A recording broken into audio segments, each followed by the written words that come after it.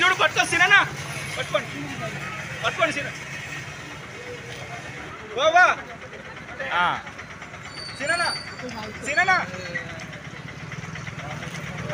Late పట్టుకోండి అన్న దగ్గరే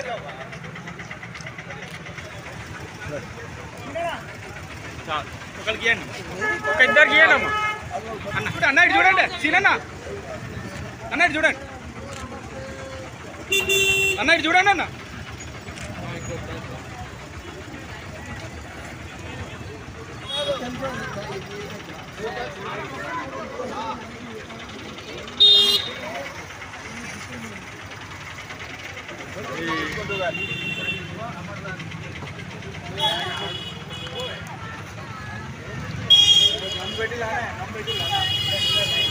అమ్మా ఇక్కడ ఒకటి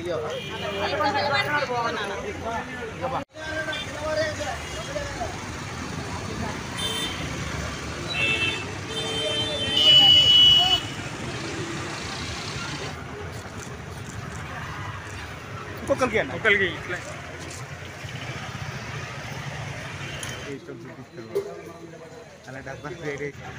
ఆర్యవైశ్య మహాసభ ఆధ్వర్యంలో గత 4 సంవత్సరాల కాడి నుంచి ఆర్యవైశ్య మహాసభ కార్యాలయం ముందు పెద్ద ఎత్తున సేవా కార్యక్రమం చేపట్టడం జరుగుతోంది.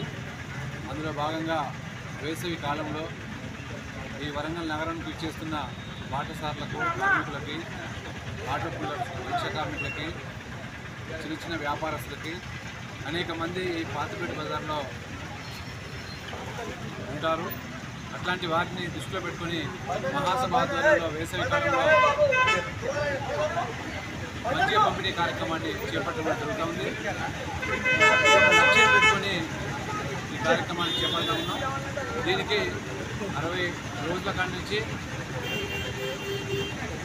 102 మంది దాతలుగా 2.5 క్వింటాల పెరుగు 7,000 లీటర్ల వాటరు, అదేవిధంగా చాలామంది వాళ్ళ పెళ్లి రోజు సందర్భంగా, అదేవిధంగా మ్యారేజ్ డే సందర్భంగా, బర్త్డే సందర్భంగా, జ్ఞాపకార్థం సందర్భంగా అనేక మంది దాతలుగా విచ్చేసి ఈ నగరంలో ఈ కార్యక్రమాన్ని విజయవంతం చేసిన పరిస్థితి మనందరికీ కూడా తెలుసు.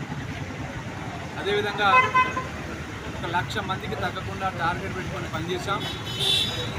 ఈరోజు ఆర్యవైశ్య మహాసభ అన్ని విభాగాల ఆధ్వర్యంలో పెద్ద ఎత్తున ఇక్కడ తీసుకున్న ఇన్ఛార్జీల ఆధ్వర్యంలో మహాసభ నేతృత్వంలో ఈరోజు 1,00,000 మందికి పైబడి ఈరోజు మద్య కార్యక్రమం చేపట్టడం అనేది జరిగిందని కూడా ఈ సందర్భంగా తెలియజేస్తాను. ప్రతి సంవత్సరం 1,00,000 మంది టార్గెట్ పెట్టుకుంటున్నాం.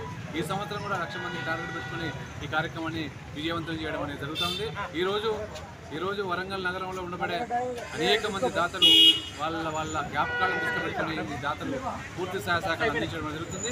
నిరంతరం రోజు చూస్తూ ఉంటే రోజు దాతల సంఖ్య పెరుగుతూ ఉంది. అదేవిధంగా ప్రజలు కూడా దాన్ని హర్షిస్తూ ఉన్నారు.